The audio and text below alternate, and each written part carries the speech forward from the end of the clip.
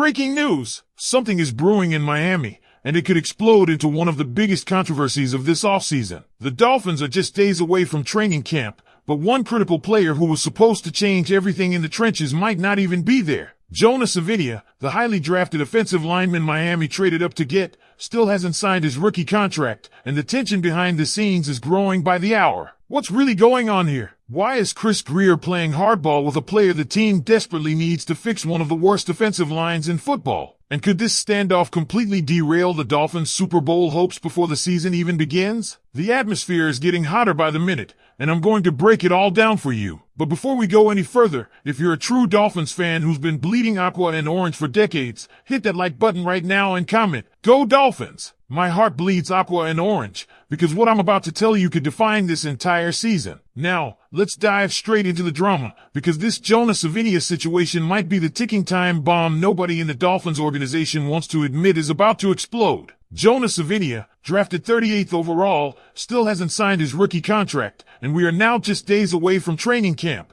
This is not just a minor issue, this is a potential disaster for Miami. The offensive line was already one of the worst in the NFL last year, ranking 27th according to Pro Football Focus with an embarrassing 56 overall grade. The pass block win rate was 28th, the run block win rate was 26th, and the rushing first down percentage was dead last in the league. That's unacceptable for a team trying to compete deep into the postseason. And now, the guy who was supposed to be a key piece in fixing that problem might not even show up to camp on time. Why hasn't Jonah signed? It all started with the Texans and Browns changing the game. They gave their second-round picks, Jaden Higgins and Carson Swissinger, fully guaranteed 4-year contracts, something that had never been done before. Now, almost every other second-rounder is saying, if they got fully guaranteed money, why can't I? Jonah is no different, and it seems like he's holding out for the same treatment. As of right now, only 2 second-rounders have signed, and we've already seen Trey Harris from the Chargers officially hold out. This trend is spreading fast, and Miami is caught right in the middle of it. Here's why this is a massive issue for the Dolphins.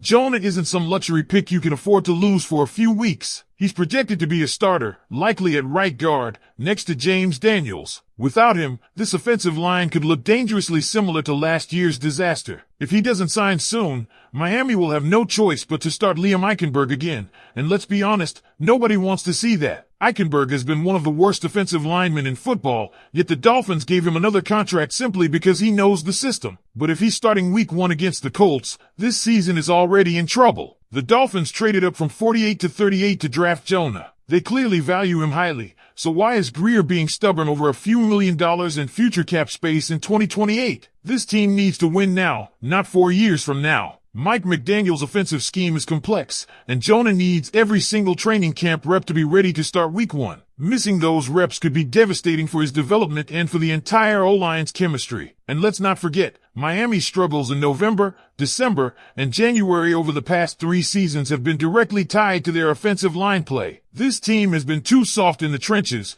unable to run the ball in crucial moments, and that has cost them in big games. If the O-line doesn't improve drastically this year, the Dolphins will once again crumble late in the season, and we'll be talking about another early playoff exit, or worse, missing the playoffs entirely. The upgrades are there: James Daniels replacing Robert Jones, Patrick Paul stepping in for Terron Armstead, Aaron Brewer returning for his second year in the system, and hopefully Austin Jackson staying healthy. But none of that matters if Jonah isn't on the field. Moving this offensive line from bottom 5 to at least top 20 is the only way the Dolphins can be physical enough to win when it matters most. And this is where things get even more concerning, Dolphins fans, because this isn't just about Jonah Svenia anymore, it's about the bigger picture of how this organization is being run. Chris Grier has a track record of making questionable decisions, and this situation is just another example. He traded up to get Jonah, which tells us that the front office clearly saw him as a critical piece for this roster. So why are they playing games with his contract now? The offensive line was historically bad last year,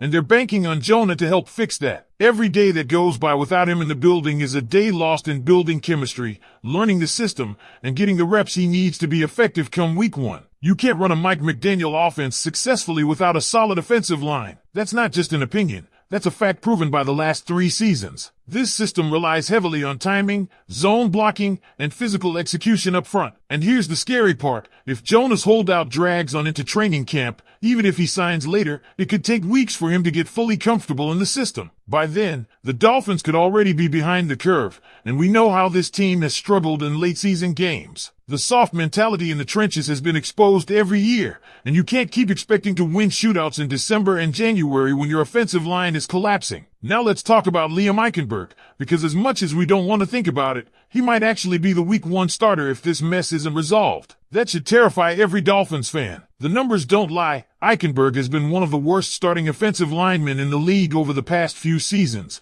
and even though he brings versatility and knowledge of the scheme, his performance simply isn't good enough for a team with Super Bowl aspirations. Imagine lining up against a tough Colts defensive front on opening day with Eichenberg at right guard. That is not the tone you want to set for the season. And here's the thing, guaranteeing Jonah's contract isn't some huge financial risk. Second-round picks almost always play out their full rookie deals. Even guys who underperform, like Eichenberg himself, still stuck around for their entire rookie contracts. So why is Miami hesitating? Why risk a holdout and potential disruption to a position group that is absolutely critical for success? It feels like stubbornness for the sake of being stubborn, and it's not just bad business, it's reckless. Let's also consider what this does to the locker room. When you draft a guy and hype him up as a future starter, and then you refuse to give him a deal that other teams are giving to their second rounders, players notice. Veterans notice. This can create tension and distrust within the team. And the last thing Miami needs right now is more locker room drama after how poorly things went down the stretch last season. Look, I get it. Giving out fully guaranteed deals to second rounders is new,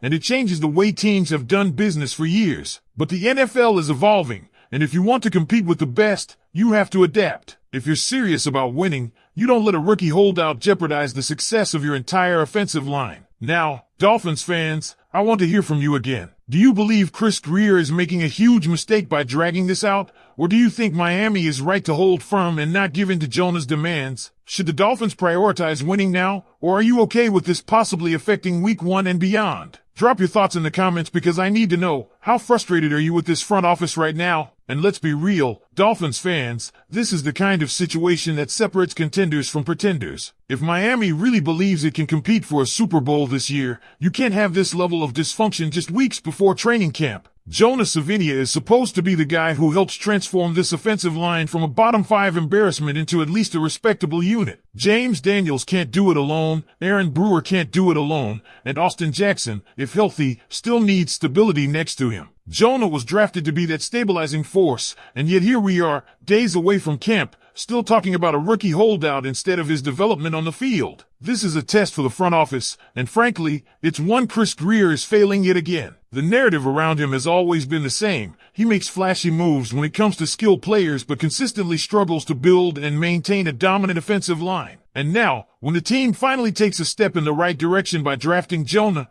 Grier risks sabotaging the entire plan by refusing to adapt to the new market for second-round contracts. It's infuriating. What's worse is that this isn't just about the first few weeks of the season. Missing time in camp can have a ripple effect all year long. Chemistry on the offensive line is built through repetition and trust, knowing how the guy next to you reacts under pressure, knowing exactly how he handles different blitz packages, knowing his timing in zone blocking. Those things aren't learned in a week. So if Jonah misses critical reps now, don't be surprised if we're still talking about miscommunications and blown assignments halfway through the season.